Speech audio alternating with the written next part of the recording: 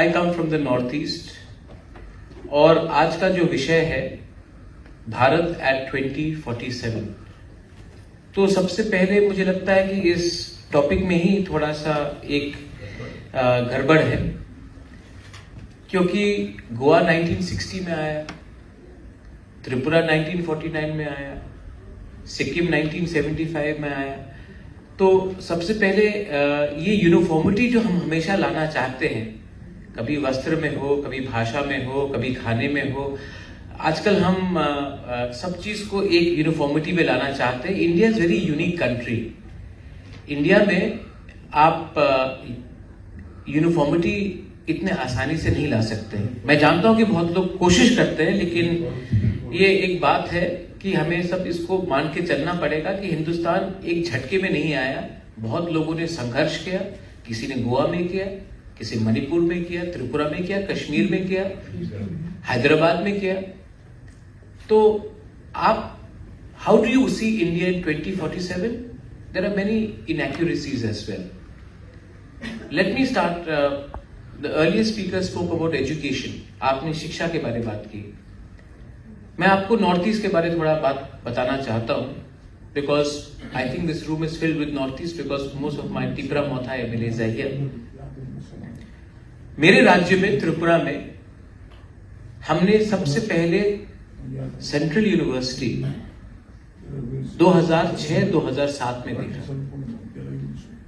आजादी के 60 इयर्स के बाद एक राज्य को एक सेंट्रल यूनिवर्सिटी मिला।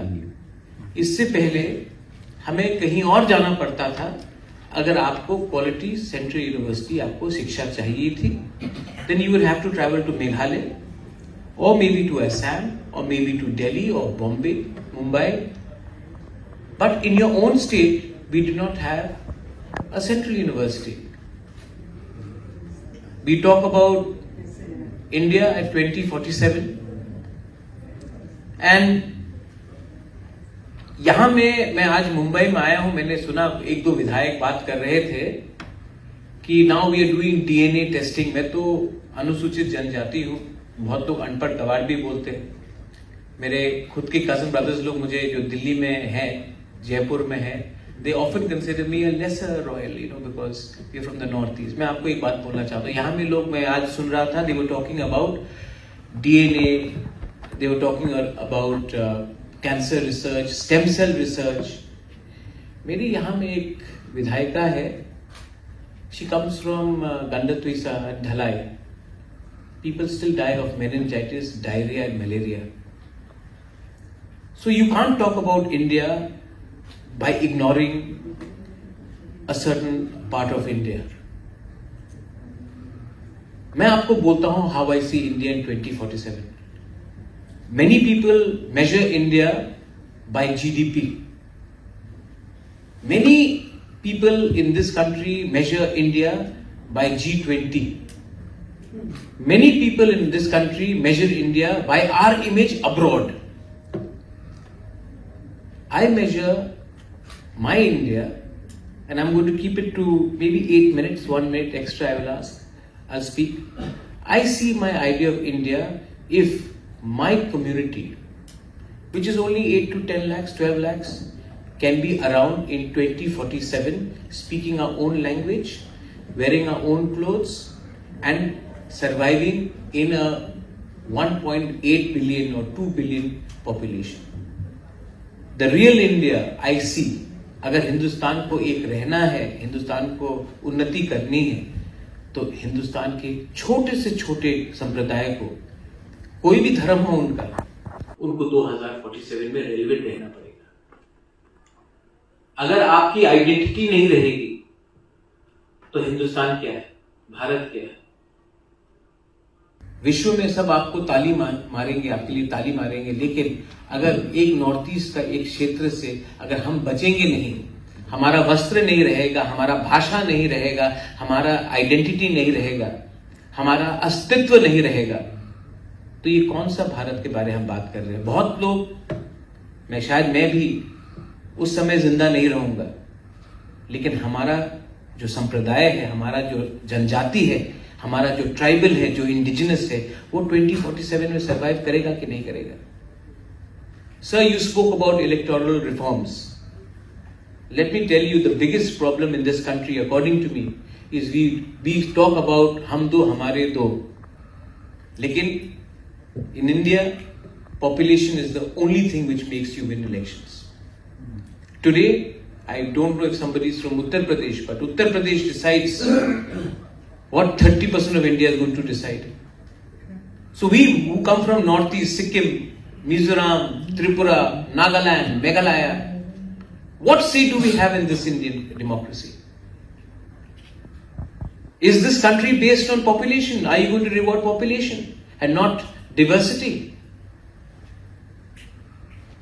But what I see is that if India has to prosper in 2047, you'll have to change the democracy as we say. We are supposed to be grateful for the great democracy. The great democracy these days only rewards numbers. Empathy has gone out. Jingoism and rhetoric has come in. So I think for us to survive in 2047, we will need to look after. When we talk about minority today, we talk about religion, but minority are also ethnicities. I speak for my region. I don't speak for the rest of country. I think we should all speak for a region. हम लोग सबको अपने क्षेत्र के बारे में बात करना चाहिए. बहुत बार मैं जाता हूं और मैं सुनता हूं कि आपका तो छोटा राज्य है, आप तो बहुत कम है. जमीन, इमोशन और देश सिर्फ नंबर से नहीं बनता है, जुड़ने से बनता है. If India has to prosper in 2047, we'll have to think for a new economic policy.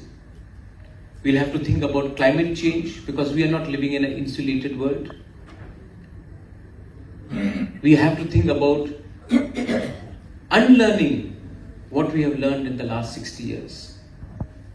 I'm not saying unlearning after 2014. I'm talking about unlearning throughout because there are many things that we have to learn. And politically we are, some of यहाँ में तो आप लोग legislators हैं, leaders हैं, मुझसे बहुत ज़्यादा जानते हैं आप. लेकिन मुझसे त्रिपुरा से ज्यादा नहीं जानते. जैसे कि मैं भी, कोई छोटा नहीं है, कोई बड़ा नहीं है. इमोशन सबका एक होता है. मैं आप सबको एक बात बोलना चाहता हूं कि अगर हिंदुस्तान को 2047 में रेलेवेंट बनना है तो हमें अपने क्षेत्र को छोड़ के भी जाकर दूसरे क्षेत्र में जाकर देखना चाहिए, क्योंकि जब तक हम अपने देश को ही नहीं समझेंगे हम बाहर जाकर क्या बात करें. I think it is very important for us as legislators, as lawmakers, to travel and understand. Not go on junket tour, but go and understand. And I know there are some leaders here who have traveled the nook and corner of this country, and I see them in the room. We may be politically in opposite camps, but I do appreciate that. We have to learn to appreciate even the best qualities in our opponents. And a great India in 2047 will only be possible if we are all humble. ये देश को humble रहना पड़ेगा. जो देश के अंदर अहंकार आ जाता है वो देश अपने ही लोगों को सबसे पहले छोड़ता है.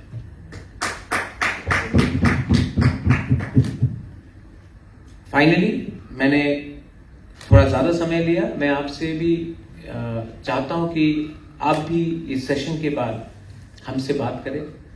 हम भी आपसे सवाल पूछे, आप भी सवाल पूछे, लेकिन हॉस्टिलिटी नहीं होना चाहिए. आजकल 9 बजे के टीवी चैनल्स में मैं देखता हूं हर जगह में India Pakistan line of war. ये इतना, इस देश में इतना, why is there so much of anger, why are we so upset? क्योंकि यस, त्यागी जी तो सब जानते हैं, ये गुस्सा को भी हमें त्यागना पड़ेगा त्यागी जी. और जिस दिन ये कब तक ये चलेगा, ये कब तक ये चलेगा, और जब तक ये चलेगा इस मुद्दे में कोई बात नहीं करेगा. हिंदुस्तान, भारत, इंडिया, आप उसको कुछ भी कहे, ये किसी एक व्यक्ति का जागीरदारी नहीं है, ये हम सब की विरासत है, and that virasat has to be maintained through collective responsibility, humility and unity. Belai belai no hambai. Thank you. Kurung.